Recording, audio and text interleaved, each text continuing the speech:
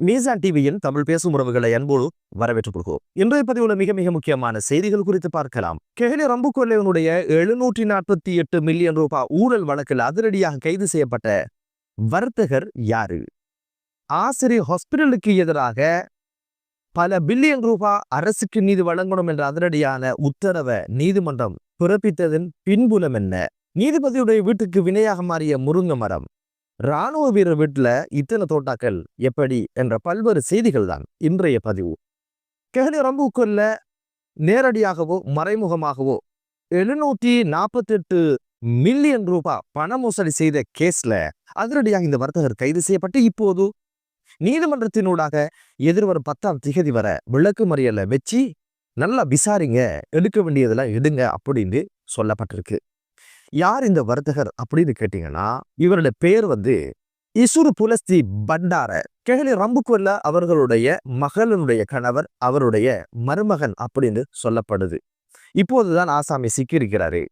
இத்தனை கோடி மக்கள் பணத்தை லாபகரமாக ஆட்டையை போட்டு வியாபாரன்ற பேர்ல மக்கள் பணத்தை சூறையாடுற பல்வேறு விஷயங்கள் குறித்து தான் கெஹலி ரம்புக்கொல்ல அவர்கள் மீது பல்வேறு விமர்சனங்களும் வழக்குகளும் வந்து விழுந்திருக்குது. அதன் அடிப்படையில கால தாமதமானாலும் இப்போது குடும்ப உறுப்பினர் ஒருத்தரை கைது செய்து இப்போது விளக்கு மறியல வைக்கப்பட்டிருக்கிறாரு. கூடி வளர்ந்தா கோடி நன்மை அப்படின்னு சொல்றது போல இப்போது கூடி கொள்ளையடித்தா கோடி சம்பாதிக்கலாம் அப்படின்ற மாதிரி தான் கெஹலி ரம்புக்கொல்ல அவங்களுடைய குடும்பத்தினுடைய நிலைப்பாடு இருப்பதை பார்க்க முடியுது. தந்தை, தாய், தனையன், மனைவி எல்லாருமே பங்காளி கூட்டாளி களவாணிகளாக மாறி அரச பணங்களை மக்கள் பணங்களை இப்படி கொள்ளையடிக்கின்ற கலாச்சாரத்துல வாழ்ந்திருக்கிறாரு அப்படின்னு ஒரு விஷயம் தான் இப்போது மிகப்பெரிய ஒரு பேசு பொருளாக மாறியிருக்கு. பொறுத்திருந்து பார்க்கலாம் இது குறித்த விசாரணைகள் என்ன ஆக போகுது அப்படின்னு சொல்லி.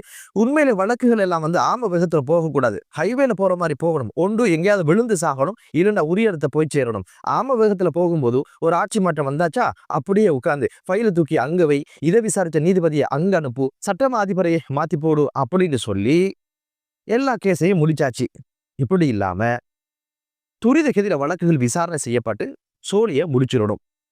வெளிநாடுகள்ல எல்லாம் விளக்கு மறியல் காலம் முடிகிறதுக்குள்ளேயே நீதிமன்றத்துடைய தீர்ப்பும் வந்துடும். அதனாலதான் அவங்க அஞ்சுறாங்க கொள்ளையடிக்க, களவெடுக்க. இங்க அப்படி இல்லை இல்லையா? கைது செஞ்சவன கை காட்டுறது, ஆய்போவான் சொல்றது, ஜெயபாவான் சொல்றது, அரசியல் பழிவாங்கன்றது, அப்படியே கை காட்டி மீடியாக்களுக்கு கையசைச்சு ஏதோ இவர் தேசிய வீரனாக இப்படின்ற ஒரு நிலை தான் இருக்குது. மீண்டும் மீண்டும் அதிகாரத்துக்கு வரணும், குற்றங்களை செய்யணும், அவைகள் வெளியே தெரியாத வரவும் ஒரு பாதுகாப்பாளர்களை போட்டுக்கொள்ளணும் அதிகாரம் என்ற தோரணையில. இதுதான் இங்க நடக்கிற விஷயம். இதுக்கெல்லாம் காரணம் வழக்குகள் ஆம வேகத்துல போறது, துரித கதியில செயற்பட்டு சோழியில முடிச்சு அடுத்தடுத்த வழக்குகளை நடத்திட்டே போகணும். அப்பதான் குற்றங்கள் குறையும். பொறுத்திருந்து பார்க்கலாம்.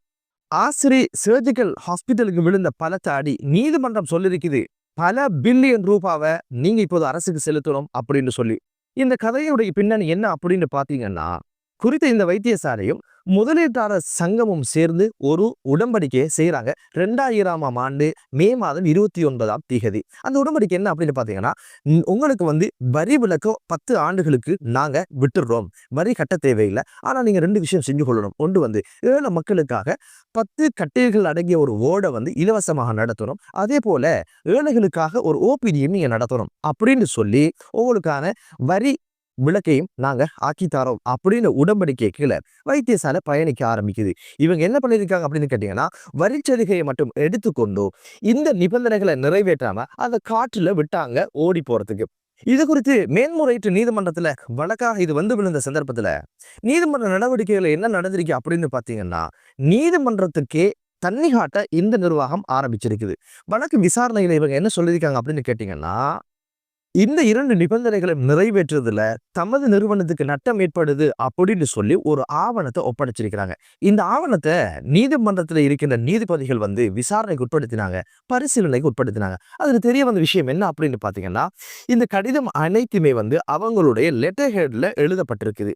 இரண்டாவது விஷயம் அந்த கடிதங்கள் அனைத்துமே ஒரே வாசகங்கள் தான் அனைத்து கடிதங்களையும் இருக்குது. அதுக்கு மேல என்ன அப்படின்னு பாத்தீங்கன்னா, ஒரே தினத்துல தான் அனைத்து கடிதங்களும் திகதி இடப்பட்டிருக்குது.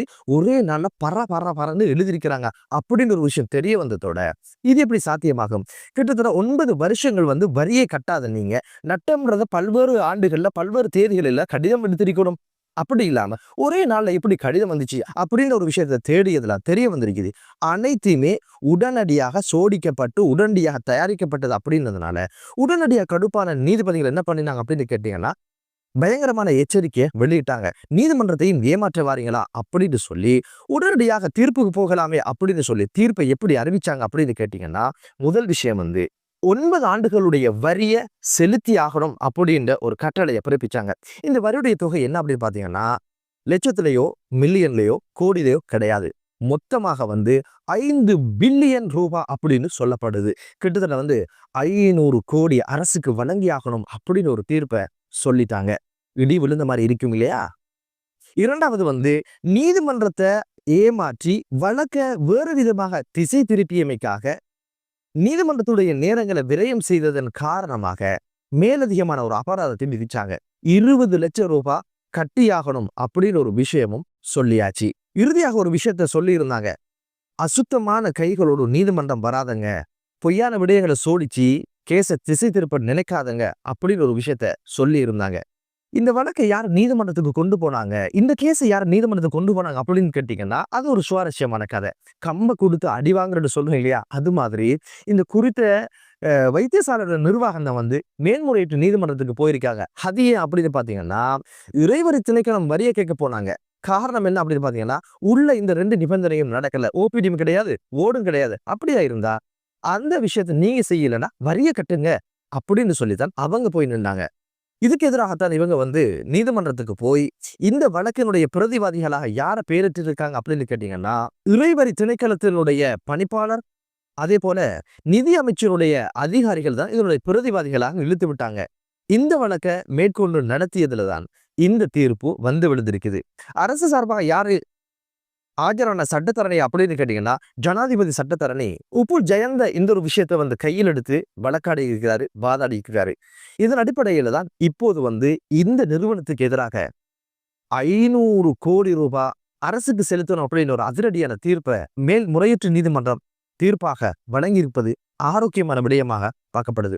வரி விலக்கு மட்டும் வேணும், ஆனா இலவசமான வார்டோ ஓபிடியோ அதை நடத்துறதுக்கு மனசு இல்லை. இப்படியான அரக்கர்களுக்கு எதிராக இந்த வழக்கு தீர்ப்பு வந்தது என்பது ஆரோக்கியமான விஷயம். இப்ப கட்டுங்களே, வரியையும் சேர்த்து நட்டகடையும் சேர்த்து அப்படின்ற மாதிரி தான் இருக்குது. எனவே அரசுக்கும் பொதுமக்களுக்கும் மிகப்பெரிய ஒரு லொத்தர் அடிச்சிருக்கி என்பதுதான் மீசா டிவியினுடைய பார்வை.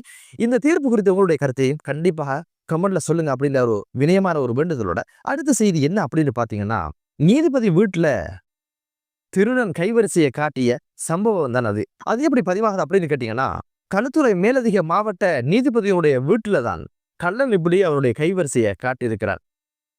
வீட்டினுடைய பாதுகாப்புக்காக 2 போலீசார்கள் இருக்கின்ற சந்தர்ப்பத்துல பட்டா பகல்ல பின்புறமாக மதிலேறி மதில்ல இருந்து முருங்கை மரம் ஏறி முருங்கை மரத்துல இருந்து 2ஆம் மாடிக்கு தாவி ஜன்னல் வழியாக உள்ள போய் திருடன் அவனோட கைவரிசையை காட்டியிருக்கிறான்.